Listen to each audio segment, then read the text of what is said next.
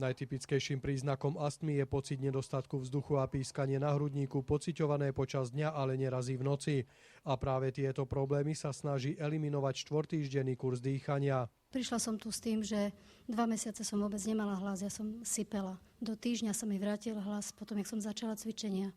Vďaka správnemu dýchaniu bunky dostávajú viac kyslíka a organizmus pracuje v zdravšom režime. Butejko módszer lényege az, hogy Niektoré choroby vznikajú v dôsledku zrýchleného dýchania. Ak sa zníži frekvencia dýchania, znížia sa aj niektoré nežiaduce symptómy, ako napríklad bolesť hlavy a rýchle búšenie srdca. Zlepší sa látková výmena, krvný obeh i tlak. Správny spôsob dýchania, ktorý sme si osvojili príchodom na tento svet, sme z rôznych príčin stratili. Základom je správne držanie tela, uvoľnenosť či dýchanie tzv. Do brucha. Cvičenie, ktoré robím so svojím synom, tak to je predovšetkým to zníženie dýchania.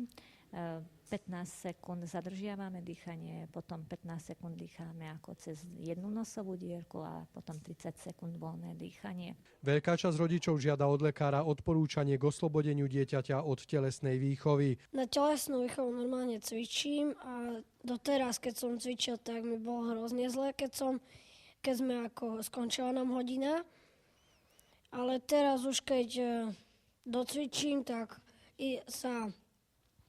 sa prezlečiem a nie je mi vôbec zle. Správnym dýchaním sa dajú liečiť také civilizačné choroby, akými sú astma, alergie, ale i chrápanie, stavy úzkosti či dokonca nadváha. Dušan Bodnár, Naša.